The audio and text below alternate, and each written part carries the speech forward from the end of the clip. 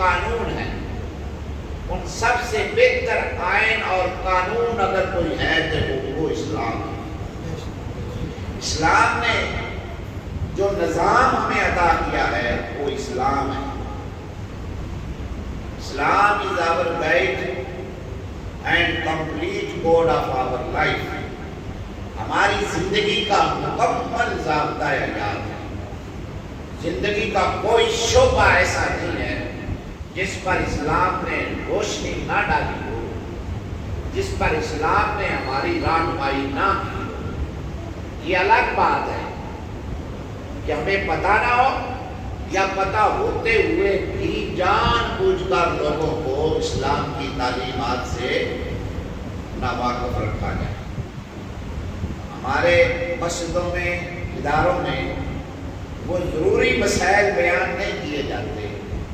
عام طور پر یہ سمجھ لیا گیا ہے کہ بس مسجدوں میں نماز کے بارے میں بتایا جاتا ہے، روزے کے بارے میں بتایا جاتا ہے، حج کے بارے میں بتایا جاتا ہے، یا زکوٰۃ کے بارے میں بتایا جاتا ہے کہ شاید بس دین کا اتنا ہی کام ہے۔ نہیں، دین پورا نظام زندگی ہے، پورا معاشی سسٹم ہے۔ دین اپنے پورے طبقے کی نمائندگی کرتا ہے اور ان کی رہنمائی کرتا ہے اور ان کے حقوق کا پورا تحفظ کرتا ہے۔ امیر سے لے کر غریب تک سب کو دین تلقین کرتا ہے کہ کون کس کے ساتھ کیا سلوک کرے گا، کون کس کے ساتھ کیا برتاؤ کرے گا، کس کا کیا کیا حق ہے۔ ماں، باپ، بہن، بھائی، بیوی، شوہر، سایہ، رشتہ دار، ہر ایک کے حق اور حقوق کو اسلام نے پوری وضاحت کے ساتھ بیان کر دیا ہے۔ ضرورت اس عمل کی ہے کہ ہم اس کو پڑھیں، سمجھیں اور اس پر عمل کرنے کی کوشش کریں تو بلا شبہ ہماری زندگی کے سارے مسائل جو ہیں ان کو حل کیا جا سکتا ہے انشاءاللہ تبارک و تعالی۔ رسول پاک صلی اللہ علیہ وآلہ وسلم نے اس سلسلے میں کیا فرمایا؟ سنی حضور نے کیا فرمایا؟ حضور نے فرمایا، اے لوگوں، یہ نوکر، یہ مزدور، یہ غلام، یہ تمہارے بھائی ہیں، اور اگر اللہ نے تمہارے کسی بھائی کو تمہارا متحد کاری دیا ہے تو پھر یاد رکھو، تمہارا جو بھائی تمہارے متحد ہے، تمہارا بھائی ہے، کیا قرار دیا مزدور کو، نوکر کو، غلام کو؟ اسلام کیا کہتا ہے کہ یہ تمہارے بھائی ہیں۔ اے لوگوں، یہ جو تمہارے بھائی ہیں جنہیں اللہ نے تمہارے متحد کیا ہوا ہے، اگر کوئی بندہ تمہارے متحد آ ہی گیا ہے، تمہارا نوکر خادم بن ہی گیا ہے، تو پھر تم انہیں وہ کھلاؤ جو تم خود کھاتے ہو۔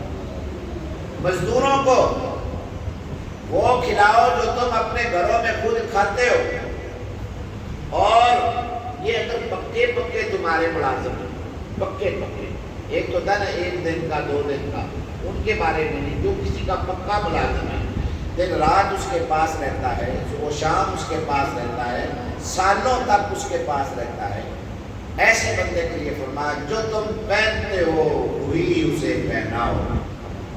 یعنی جیسا کھانا تم خود کھاتے ہو وہی اپنے ملازم کو کھانا دو، جیسا کپڑا تم پہنتے ہو ویسا کپڑا اپنے ملازم کو دو۔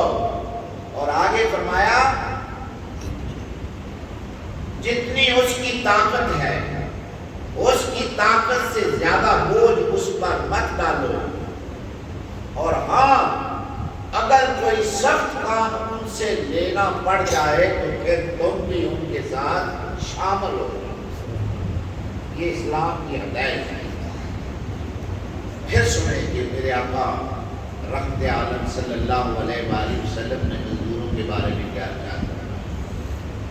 اگر تمہارا کوئی بھائی غلام نہیں، یہاں وہ تمہارا غلام نہیں ہے، تمہارا بھائی ہے، اگر تمہارا کوئی کوئی بھائی تمہارے متحد ہو جائے تو پھر تمہیں یہ ڈیوٹی ہے تمہاری کہ انہیں وہی کھانا دو جو تم خود کھاتے ہو، انہیں ویسا لباس دو جو تم پہنتے ہو، اور ان سے مشقت والا کام نہ لو جو ان کی جان سے قوت سے زیادہ ہو، ایسا کام ان سے مت کراؤ، اور اگر ان سے کوئی ایسا کام لینا پڑی جائے تو پھر تم بھی ان کے ساتھ شامل ہو جاؤ، یعنی مل کر وہ سب کام کر لو، اور اس کمزور بندے کو مصیبت میں مت ڈالو۔ اور دوسری طرف میرے آقا صلی اللہ علیہ وسلم ارشاد فرمائے جس سے جو معاوضہ طے ہو جائے، کام پر لگانے سے پہلے معاوضہ طے کر، یہ اصول ہے اسلام کا۔ یہ نہیں کہ آ جا بس کر رہا ہے، نہیں، کام پر کھڑا ہونے سے پہلے معاوضہ طے کر، اور جو معاوضہ طے ہو گیا اس کو مزدور کا پسینہ خشک ہونے سے پہلے ادا کر۔ تاخیر کرنے والے کو اسلام معاف نہیں کرے گا۔ وہ ضرورت مند ہے، اس نے بچے کے لیے دودھ لے کے جانا ہے، اس نے گھر میں سبزی لے کے جانا ہے، اس کا ذریعہ معاش ہی یہ ہے، اور آپ کہتے ہیں ہفتے کو دوں گا، اتوار کو دوں گا، تو کہاں آئے گی؟ اگر آپ کے پاس پیسے نہیں ہیں تو کیوں اس سے مزدوری لیتی؟ اسلام کہتا ہے کہ معاوضہ طے کرو، اور اس مزدور اور بے روزگار کو جب مزدوری کا وقت ختم ہو تو اس کا پسینہ خشک ہونے سے پہلے اس کا معاوضہ